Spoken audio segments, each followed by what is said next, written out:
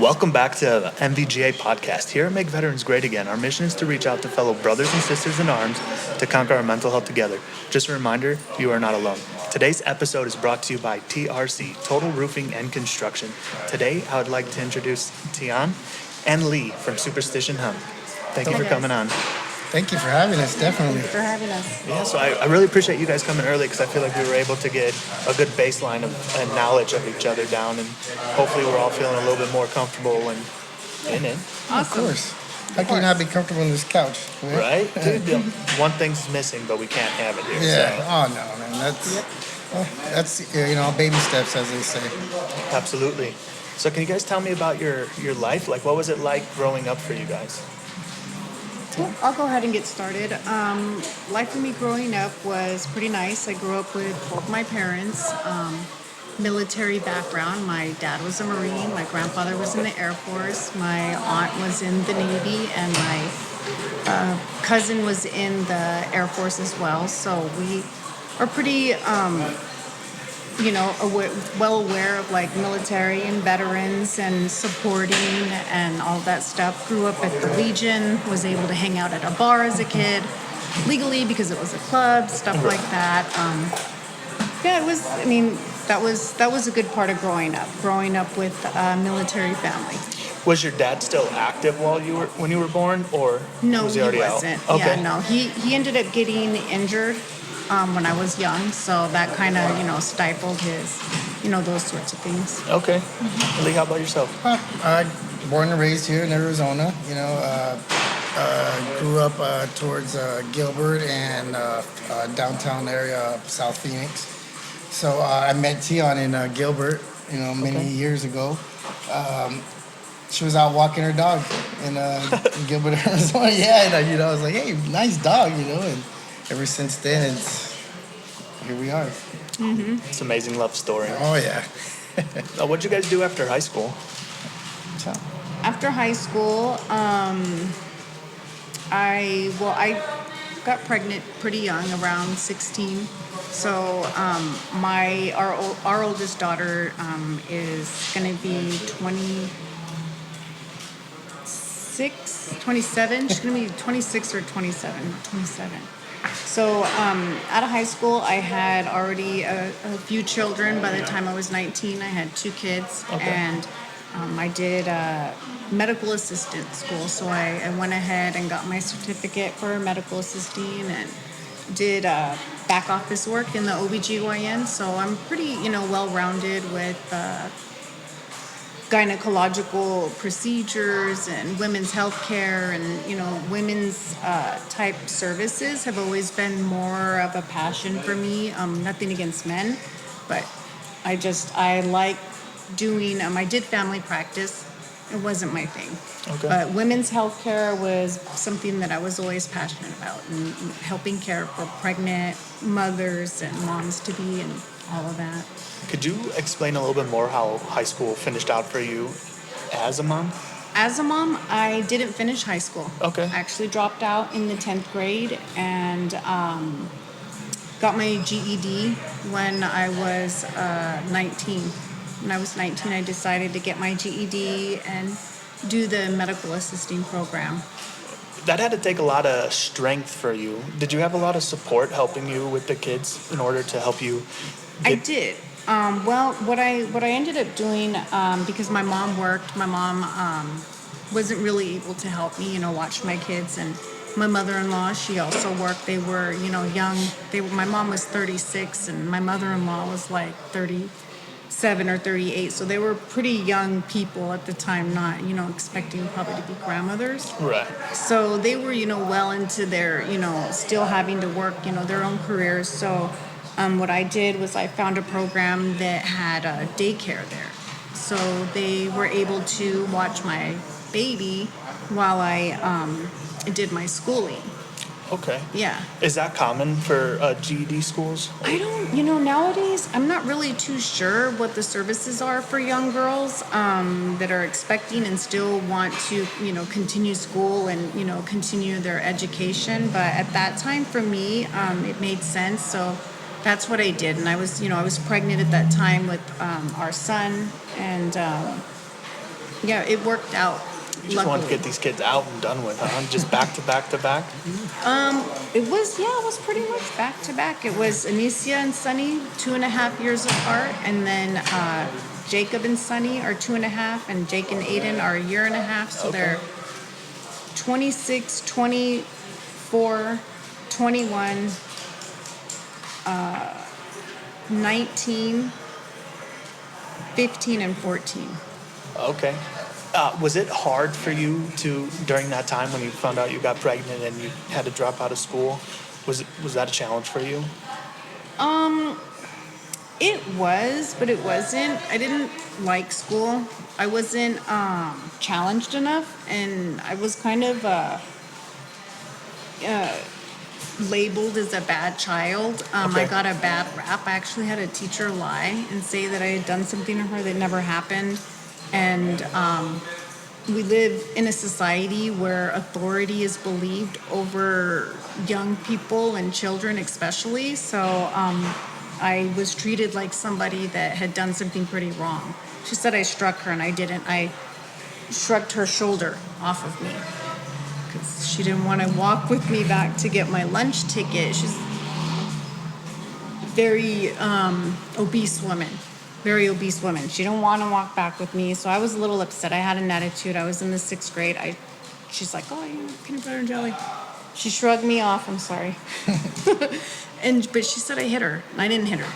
Okay. So I got lied on, and so it was a little bit of a struggle. And I was a pretty smart kid growing up. I missed a lot of opportunities by having that put on me. So I was a little bit bitter. Didn't Okay. like school, and I wasn't challenged enough because, fortunately, when you go to alternative schools, you're not challenged. A lot of the kids are bad because they don't understand the work, and they're not able, they have behavioral problems because they don't understand the work. I didn't have that problem. Okay. So you felt like you weren't challenged enough. How did you cope with the stress of being a new mom at such a young age? To be honest, I mean, you could ask him. When I was a mom, I was very young, but it came very natural to me. Nurturing and caring for my children very young was just it came natural to me. I knew how to feed my baby, burp my baby, clean my baby, like everything you need to do to care for a mom. It just came very natural to me. And I had 6 kids, and my babies never were colicky. They didn't cry. They've never had health conditions. I'm very blessed to have very healthy kids. Yeah. Do you have younger siblings? Did you have to help raise your younger siblings? It's funny you bring that up. I actually, my sister was killed in a car accident. Sorry to hear that. That's okay. But she was killed in a car accident in 1986. So I didn't get a chance to have younger siblings. Okay. Lee? So I'm he did. sorry. No, you're good. This is a sore subject, so do you mind if I just talk about it a little bit more? No, talk about it. No, you can. We can talk it. about it, but I mean, I'll just I'll please keep do. it together. But yeah, I mean, I don't mind. It just was kind of like. Yeah. But that's the truth. She actually, it was Father's Day weekend in 1986. My parents we were all going up to Strawberry to Fossil Creek. At that time, there was a lake. There wasn't a free-flowing river. They had the water still in the flumes that are up there. You can see the skeleton remains of the flumes. But at that time, we used to go up there to lake. My mom and dad's friends, we were following them. We'd left a little late, so it was dark. And there's hairpin turns, like it's switchbacks, hairpin turns. It's just a crazy road. I mean, for those that have been up there, they probably know where my parents went over. But they went over a cliff about 264 feet. Our car is still down there at the bottom of the cliff. I believe that there's destiny in this world, that when we're meant to die, we're meant to die. That day, me and my brother were not meant to die. We were put into the other vehicle, and that never happened. We went there many, many times, and we always went in our own car, but for whatever reason, we were put in that car, and we survived. My parents survived, but my sister didn't. She died instantly. So it it was pretty traumatizing. It totally changed my perception as a child. It changed me. It made me think about things that little kids shouldn't have to think about. Right. And how young were you at that time? I was 5. It was 10 days before my 6th birthday and 23 days before her 3rd. Wow. And you can still remember that day? Oh, yeah. Yeah, that's one of my core memories. That's interesting. Like, that you can remember from such a young age. Like, I don't know if I can remember a positive experience in my life at that young. Yeah. And so it's interesting how. Go ahead. Go ahead. No, it's funny that you say that because I was having a conversation with a good friend of mine the other day, and I said, it's really messed up that our brains are wired to remember the traumatic times in our life as opposed to the happier moments. I mean, sometimes they are, but if you are somebody that has endured trauma or, any kind of like real tragedy, real trauma, that's what your core memories really boil down to are your traumas. And instead of like the good memories, like that's what, I don't know, unless you do work on yourself, you become self-aware and you understand, what triggers you and what depresses you, and you work through those things. And it's, I think, through self-awareness is been my key to staying from not obsessing over things like that, because when you have trauma, and a lot of veterans, they have their trauma and things that trigger them, that take them back. Like that for me, those are my traumas. Like there's triggers out there still to this day. I do believe that 90% of our traumas, no matter what we're going through right now, it's not what we're going through right now that's making us feel as upset, hurt, angry, mad, XYZ. It's all what happened to us as a child and how we learned and developed our brain to handle those situations, right? So if we never learned and never were self-aware, it's going to be detrimental to us and take us down. Of course. And I know you were only 5 years old, but do you remember, like, I could only imagine like the hard time that your family went through after that, even to this day, right? Yeah. Do you remember any negative and healthy coping mechanisms? My dad had a lot of self-blame. Okay. He had a lot of guilt. He blamed himself. The Gila County actually jailed him for the death of my sister, made him go back and do weekends. So he was repeatedly traumatized over, because he had marijuana. Okay. He had cannabis. He had marijuana with him in the car. It's the 80s, man. They were taking weed with them up on the camping trip, and it was in the wreckage, and he got charged with that, with possession of marijuana, and they made him, they charged him with it. It's the law, so, they charged him. That's horrible. Yeah. How did, like, what did your parents do to help you as a 5-year-old get through that? Like, do you remember? My parents were very young, and I don't fault them for their response to us. Like, I've already worked through that. My father has since passed away. He died 2016. But I've never blamed my parents. They were very young, and they lost their child. And I'm very empathic. So it almost felt like I lost my child. But my parents, my dad turned to drugs and alcohol to numb himself from the grief over it. He never recovered from it. But, there was, from the grief of it, but there was, a lot of times that he was clean and sober and really the best person, I could have ever asked for. But because of that situation, he did, turn to drugs and alcohol for, a time afterwards for a short period. Then he started with the biofeedback and, smoking more cannabis and, utilizing, different therapies other than that. But it took my parents, my mom stopped everything. She didn't smoke any weed anymore. She quit smoking weed. She She got a really good job and, provide us with good health insurance and, stability, a lot of stability. So, I mean, it was different. It was interesting to see how my parents handled it differently. They both handle it differently. Like my mom was very stoic. I never seen her cry. I never, watched her cry. If she cried, she probably cried in the shower, that kind of thing. But I never seen my mom suffer. She's very stoic, like his mom. His mom's very stoic woman too. Okay. Do you think that's where you get it from? I think so. Yeah, I do. I get a lot of I would say my personality traits from both of my parents. I was lucky to have good parents. Like my dad used drugs, but he wasn't, a terrible person. It was just something that he self-medicated with to get through the grief. And I don't say do that ever. Don't Right. self-medicate to get through grief. But I mean, I don't know. I mean, everybody handles things differently. Right, and it did sound like he started to get the actual therapy and Yeah. other help that he needed a little bit later. Yeah. So that's good. I could not even fathom, and I hope I never have to fathom thinking about that, especially because growing up, I always looked up to parents and adults like, oh my God, they got their life figured out. I can't wait to be there and just be able to do and go as I please.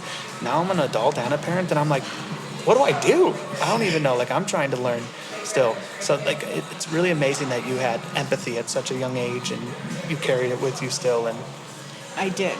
I thought a lot. I thought about just life's trajectory. And I thought when I was about 10 or 11, because I went through a period where I didn't really like or care for God because Okay. people had said, God needed another angel, God needed this, that, the other. And I was like, well, that's selfish because we needed her more. And that was not what I wanted to hear as a little girl.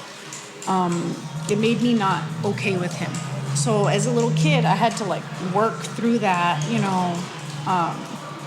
that with God. And then I met very close girlfriends. I think close female relationships are very important. Without judgment, without criticism, unless you're being helpful. Like, don't sit there and criticize each other. That's not healthy. It's not okay. But I had really close friends, and they had moved in, to the neighborhood that I moved into after my sister had passed away. And I realized if my sister didn't pass away, we wouldn't have moved out of that house, and we wouldn't have moved here because it wasn't going to happen. And now, because of that situation, I have this different life that I love, and I understood that it wouldn't have happened. I wouldn't have been in that neighborhood had she not passed away, and it began to kind of let me forgive, the situation and forgive God for, what I had blamed him for because, when I was a kid, people said, he took her. It was, I don't know, it's kind of weird to hear that as a kid. right, because you don't fully understand. You don't understand it. You really don't. So I don't know. I mean, I hope I'm not offending anybody because I know a lot of times, people will say, oh, God has her, the angels. And I didn't like that. I was like, well, they have everybody else. It was very confusing. Yeah, absolutely. I could only imagine how confusing it was, especially because 5 years old, you barely know anything, And then, and not to be honest, it's hard to know about God now because there's no trust me, I have plenty of solid proof that I could pull up. Okay, there's got to be somebody, right? There's no way I'm still here without something, right? Mm-hmm. But especially at 5 years old, you're just believing in it. It's just as it is today. It's kind of like a blind faith. Yes. And so you're just believing in it, and people's words hold more value to you when you're younger because you're not old enough and your brain's not mature enough to have full thought process on your own and to work out situations without the guidance of an adult. Exactly. Right? And I'm sure it was adults telling you that it was God who took your sister Yes. from you, so Yes. I could see how that happened. I Yeah. really want to say thank you for being so vulnerable and opening up. Mm-hmm. I really appreciate you, and I think you're a really strong woman, and to be able to do that. So thank you so much. I appreciate that. Genuine, I mean it. Lee. Yes. What was your life like after high school? Just work. I've been working since I'd say about 16 years old. You know, I'm still working now. I work with my father that has a business that he has taken over in the same year for the last 30 years. What's the name of that company? It's called Place of Clay. Place of Clay? Yes, so we import saltillo tile Okay. from Mexico. Saltillo tile, Cantera fountains, Talavera, different tiles. So did you let me not stutter myself. Do you and your father sell it or install it? Yeah, my dad, no installs. My dad, we sell, so we wholesale out to contractors. Okay. And so you've been doing that since high school then? I would say, yeah. I mean, I basically kind of lived there since I was a young kid. I would work across the street, but I'd always be there at the shop where my dad was at since I was, what would you say, like 17, 18 years old. Okay. Even younger than that. And excuse me if this is an ignorant question, but your oldest, are they all your children? Yes. Okay. So you guys met in high school then? We have 2 extras. Yeah. So we actually have 8 children. I Okay. have my stepdaughter Bianca, which Okay. is our oldest, and then he has another son, Isaiah. And we have our 6 children together, which are It's a 1 Brady girl bunch. and it's a Brady bunch. And, she said we started young, but she already knew that she wanted to have a family, and we were going to do it, and we did it. So you guys intentionally got pregnant in high school? Or you just weren't not protecting against it? I think it was a little more intentional. Okay. I kind of wanted. Oh, she trapped you. She Yes. trapped you. No, it's not intentional. It was all meant to be, and it happened. Okay, That's absolutely. what happened. Yeah. It's an amazing love story. It's an Yes. amazing story that you guys are together still after all the years. We have 3 accidents, Okay. and that's Sunny, Jacob, and Aiden. No, I'm just kidding. Okay. No accident. So No, you're there's still no loved. accidents. Okay. No. We no, we have. There's no accidents. They weren't really planned. Right. Yeah, I mean, I had hoped for a baby, but So what are you guys thinking? One more? No, You don't want grandchildren. Whoa. Okay. How we about have that? grandkids, 6 grandkids. Dang. Well, Oh, yeah. actually more than that. We have like 9 grandkids, but 6 that we see regularly, Correct. Oh, wow. all the time. That's a busy 2 Christmas. newborns. Yeah, it's good. As they get older, it gets a Yeah. little busier, and the Christmas tree will be a little fuller. Did you guys miss changing diapers? Or, No. Man, it was consecutive diapers for years. How many years of just Yeah. back to back to back? Thousands of dollars on diapers. at least. Mm-hmm. Because, my 3-year-old did not want to get out of diapers until her sister was born, right? Because she wanted to be in diapers with her little sister. A week into having a newborn and her in diapers, it was enough for all 3 of us. Like, even she wanted out of a diaper at that point. So I can't wait to be out of diapers, right? Because I feel like I started over, but it was Yeah. literally only 2.5 years difference, right? But then, What's funny though is we turned it into diaper studies. yeah. Oh gosh. Yeah, I did do some diaper studies with my oldest daughter. Can't remember what the name of the place was, but we used to do this research thing, and they paid me like, I don't know, a few $100s to research those wet Loves. diapers. Yeah, it was like No, it was Loves. those Huggies diapers that you swim in, the swimming diapers. Okay. So we did research at Kiwanis Pool. Okay. So was fun. what was the outcome? What did you learn? I learned that the diapers held gel and water, and they were heavy, and they needed to do some work on them. And then we did another one too that was really bad. The actual diaper study, Yeah. that was bad. They wanted all the diapers Right on the saved bottom. and turned in. Dude, that sounds like a horrible job to have. To be on the receiving end of Yes, that package. exactly. I know. The office. Here we are. And it was a hard study to do. It was very meticulous. It was bad. I would never don't ever do a diaper study. Okay. But yeah, no, I mean, just working. I to this day I help my father there at the shop. At the shop in the yard, and just And staying that's- active, That's local to Phoenix, Yeah, correct? yeah, and we're in the downtown area. Okay. Like I said, we've been in the same area for over 30 years. He's been there for over 30 years. So. That's awesome. That's amazing. No, it is. It's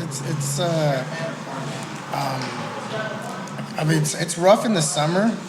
I'm out there all summer long. I took it anytime on my tan, but it was a little rough this year. But I was out there all summer. So. Okay.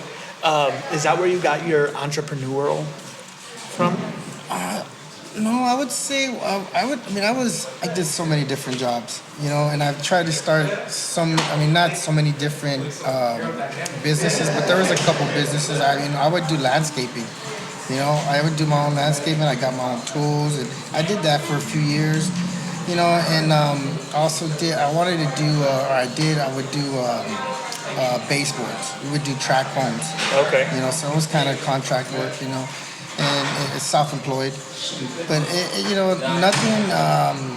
nothing greater than what I have now, with the CBD. Yeah. It seems more kind of taking off a little more than what I have in the past. Okay, that's amazing. So I want to hear your story. How did Superstition Hemp start? When Prop 203, when we were caregivers, we would grow for our patients. And then at one time, kind of the regulations changed. So, we were sitting there with not being able to care for our patients. So but at the same time, we still wanted to grow our plants because I believe our passion was in the plants and being able to grow plants. So we had a friend that came to us when was like here's an opportunity with the Arizona Department of Agriculture and their hemp program. So we want you to jump on board and be a sister farm. So that's kind of, we're like, once that took place, we're like, great, we can start growing our plants again, or growing some plants. They're hemp plants because anything that's considered below 3%, it's a hemp. Anything over 3% is considered cannabis. Okay. THC. So then that's kind of where it started, with the CBD.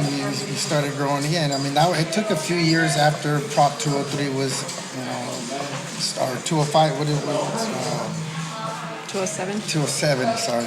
We're at now at 207, we're allowed to grow, so many plants, but with the program, you can grow a little more. Okay. And you've told me before in a previous conversation that I want to hear about the genetics you got, I believe it is, right? It comes sentimental to you guys, if I remember correctly. Mm-hmm. Yeah, you want to explain that, Ton, on how? Yeah, it's really sentimental. So the sister farm that we were working with is Kush Hemp Farms. It's April. She's the grower.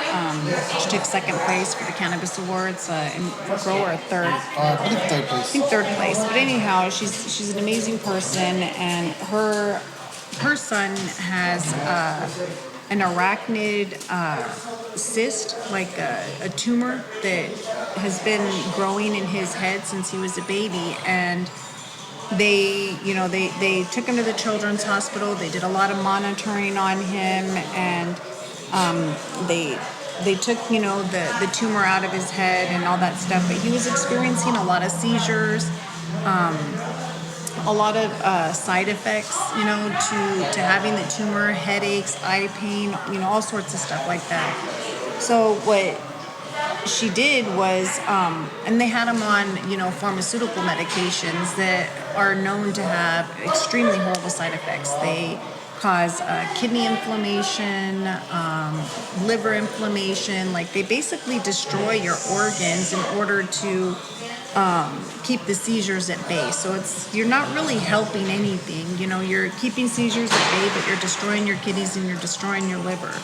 We got to have our organs, and we got to have them healthy. Like, he doesn't Causing more damage. Like, he doesn't Especially have. at a young age, Yeah, as a young developing child. So she sought out from another mom in Oregon the genetics. We're not sure the exact, name or, what they come from, but what we do know is that this mother was also having the same sorts of issues with her son, where he was having a lot of seizures and just, extremely ill from his condition.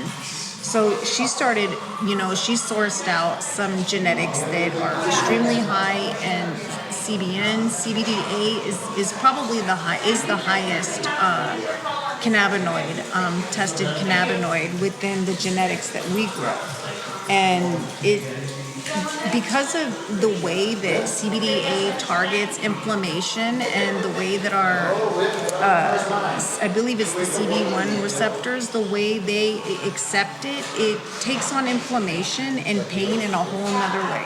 Okay. And inflammation, I mean, I don't know if everybody knows this, but inflammation is like the leading source of our pain, our disease, our discomfort. If we can get inflammation under control, then we won't have disease, within our body. But when we're inflamed, we get, overgrowth, mucus, pain, swelling, all sorts of stuff like that. It manifests in your, in your body, in your knees, in your feet, in your stomach, or even around your heart and your brain. It just all depends on how we're taking in the stress. But these genetics are targeting the inflammation. Like they're extremely well, like in doing that. And that's the only strain you grow? Yeah. Well, we received a bunch of seeds, and that's the genetics we started with, and then we produced some more seeds from the first set of harvest that we got. So all those seeds are that genetics. Yes. That's I mean, amazing. there's a few. I mean, you'll get a few wild ones, as I would say, that are not the same genetic, but we use it all together. We use all the genetics together. I mean, it was something kind of explained by Rick Simpson himself as he did his fecal, the oil. He would explain as why not use all the genetics, or because they all are going to target certain areas. So why not use all genetics at once? So we do have like one or two that are a little wild, or that we're adopting to, that have been working as well. So, but where's one that we do focus on, and that is the desert rosé strain that we personally named ourselves. Okay, that's cool. Yeah. Can you educate me a little bit more between what's CBN? I'm not particularly sure what CBN is, but I know that what I do know is that it's a cannabinoid that helps you relax, and it does help put you to sleep. It helps you fall asleep faster.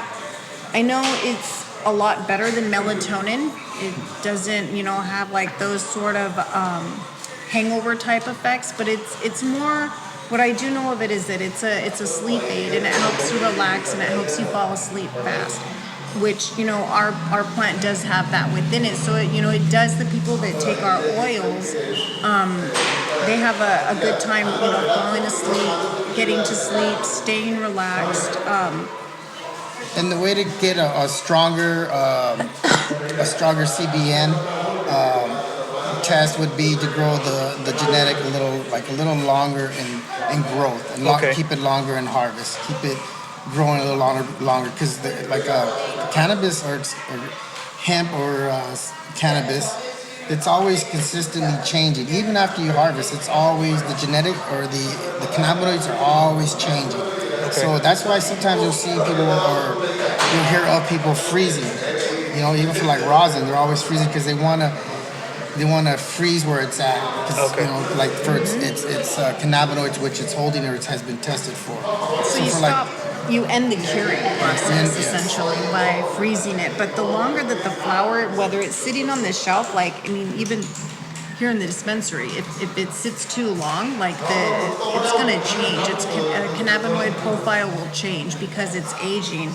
It's kind of like with anything, like wheat, wine, cheese, meat. It has an aging process, a curing process, and the same thing with cannabis. So it can change. Okay. Does it get better with time, like wine? Of course. Okay. So, is there an expiration date on cannabis?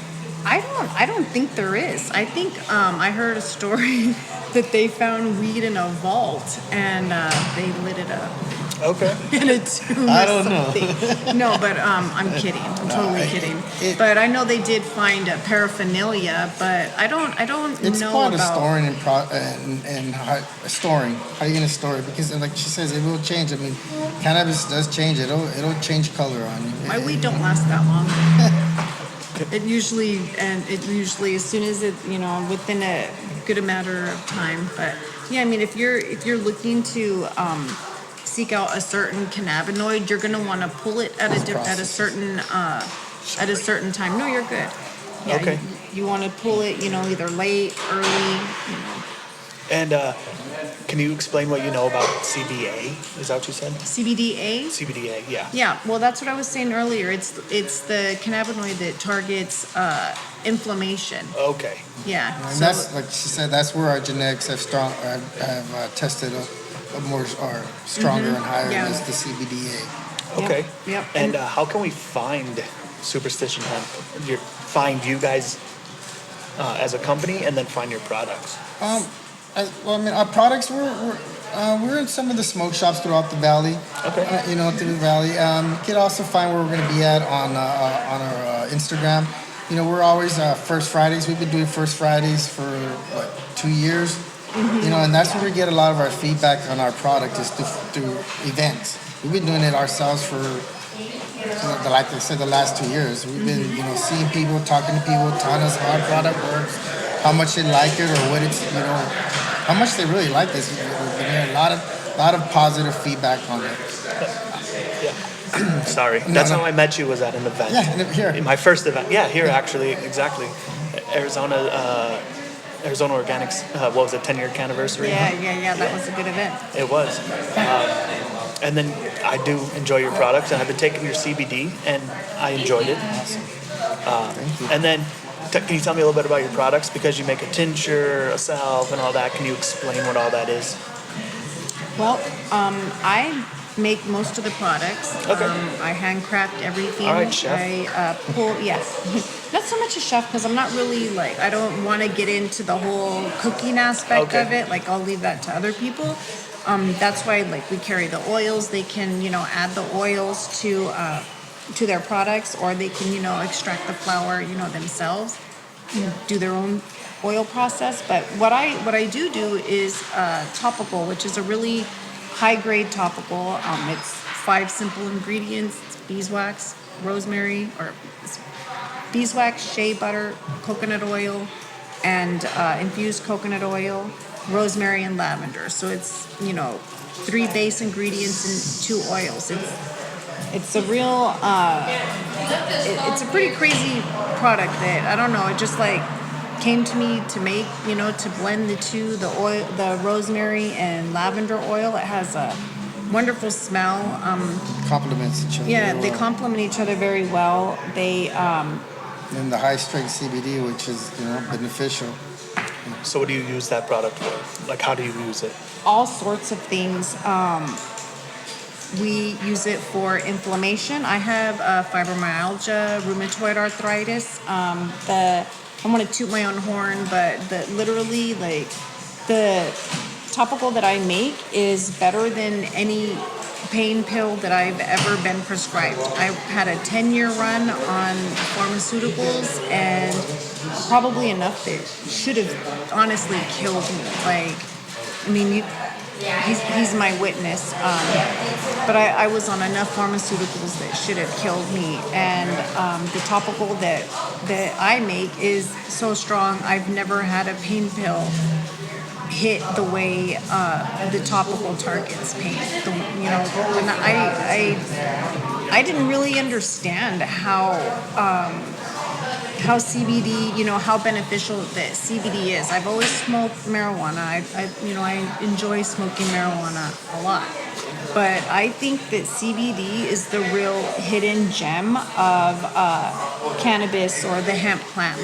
People, if you haven't tried CBD, you don't have to try mine, but try it and try some good CBD. You will be amazed. As far as pain, uplifting yourself mentally. My health has changed because of CBD, and those that don't understand, when they say, oh, I don't do CBD, I like the real stuff. I'm like, man, you're missing out. You already kind of are. Some of the yeah, in a way, but percentage. when you apply CBD or hemp, into your life, you're open to a whole new world. The people that smoke distillate, it just has, most of them just have THC in them. You're getting no benefits. That's when you smoke distillate carts, you're just getting high. When you smoke a flower, the cannabis, you're getting all the cannabinoids, everything that's available. So that's another thing. We do full spectrum, so we're using the whole plant. So everything that's available is in the plant. Okay. So there's cannabinoids that aren't tested for. I mean, if we were to get a larger profile, I mean, it'd be interesting, to see a larger profile, because we do the minimal like 8. I want to say like 8 or 9 cannabinoids, the general profile. But I mean, I'd really be interested to see the larger profile, because I use a lot of flour personally, and everything that I make, I use a lot of flour. I pack it in there. I pack it so much that it's almost oil to flour is the same ratio. It's that much flour. Okay. You said something that, so I've always noticed that smoking a cartridge or smoking flower, it's definitely a different high, right? Mm-hmm. I didn't know until you just informed me that like a distillate's just a pure high, and then smoking the flower, you're actually getting the medicinal benefits of it. Unless you're getting like the item 9 cart, which Arizona Organics sells. Like item 9 is a really good high quality live resin. There's a few others, but I mean, I have my favorites. Okay. So item 9s or the timeless noir carts, but those are live resin cannabis, and like you want cannabis derived terpenes. Like there's terpenes, and then there's cannabis derived terpenes. And when you're getting a cannabis derived terpene, then you're gonna get that full effect that the cannabis plant would offer. And I'm not fully versed on all of the terpenes, but like the basic ones, lemon, you lemon, orange, citrus, that's more of like a sativa. Those sorts of flavors, those are the breakfast, types of juices, uplifting, the smells to awaken you. Lavender, linalool, limonene, those ones, they're going to be, I believe, your more indica and your more, relaxing sort of strains. And it's funny how smells and even the terpenes within the smells have an effect on us, biologically. It's really interesting. I mean, I wish I could, go so much further into the details, but I mean, it's basic, the basics of it is that terpenes are in every plant, out there. But we want cannabis terpenes. We want the real stuff. And when you get distillate, or distillate edible, you're not getting the full spectrum. You're not getting the whole full medicinal effect. Okay. I just learned that women have cannabinoids in their breast milk. Yes. I didn't know that. I had no idea. Yeah. My uncultured self, I always thought cannabinoids came with cannabis and cannabis only. I didn't know that it was naturally in women. Yeah. No, women's breasts do breast milk. We all have our endocannabinoid system. We have little receptors located throughout our body, our entire body. That's why topicals are able to have an effect on us. So when you put the topical over here, and you have a pain damn good and well over here, if you put the topical over here, it's definitely not going to affect this leg over here. So why is that? It's because you need to target the cannabinoids on that side of the body where the pain is. But they're located throughout our whole body. And the breastfeeding mom, the reason why moms produce cannabinoids for their babies is so they have a better appetite, they eat more, it stimulates, just like we get the munchies, babies get the munchies by having, their endocannabinoid system stimulated by their mom. So nothing against formula feeding moms. I was a formula feeding mom. I was misinformed. I was told I was poisoning my baby by smoking pot. I don't, but anyhow, if you do choose to smoke pot, which the laws and stuff, are going to be changing. They're not yet, so be careful. Don't risk your children. I would never, ever, support It's not that. worth it. It's not worth it. I would never say, hey, go do this, but if you want to do it, do it. But anyhow, we produce the cannabinoids in the breast milk. You don't get that from formula. If you feed your child of formula, they don't add no endocannabinoids, but yet if you're a breastfeeding mom, you are delivering those to your baby. they're getting them. But if you're just formula feeding, they don't get them at all. So I don't know. I believe that our cannabinoid system needs to be fed. Most mammals, I believe, have an endocannabinoid system. It's not just humans. The pets have an endocannabinoid system. They're meant, like I've seen our dogs eat plants before. It's not right. I don't like it. I don't agree with it. It's bad behavior. But they eat the plants, and the birds will eat the plants. I've seen birds eat, the shells, stuff like that. So I mean, we're all meant to take it in somehow. I mean, naturally. We just learned to roll it up and smoke it, and we're like, hey. But I mean, we're meant to have it. We wouldn't have it built within us if we weren't meant to ingest it, to benefit from it. Like it just wouldn't be there. That part, just doesn't make sense. Like we're meant to ingest it, consume it in some way, shape, or form. Right. And I have one last question, completely off topic. Outside of a lot of flour, how do you keep a happy marriage? How do you have a long-term relationship successfully? Well, you have to reinvent yourself. You're not going to be the same person you were when you were 16 and pregnant and having your first child. I'm not that person. I'm not the girl he met walking the dog on the railroad tracks. You know what I'm saying? I'm a 43-year-old grandmother, So it's like you either grow with your partner or you grow apart. And that's okay. No judgment. You know what I mean? Because people do grow apart, and that happens. But if you do want to spend the rest of your life with somebody, you do want to make things work, then you make them work. And if you don't, then I think that shows itself. It speaks for itself. It's work. Okay. It's a lot of work, and absolutely. We try to have fun together. We try to do a lot of fun things, like adventurous things. We don't skydive or nothing crazy like that.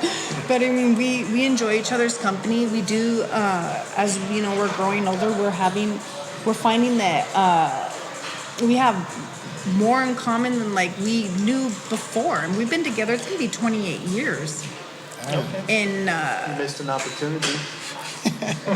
20 effects, bro. Sorry. But like she said, it's to this day I'm still like, wow, how do you know this stuff? I'm always learning something new from her, or she's always I'm always amazed.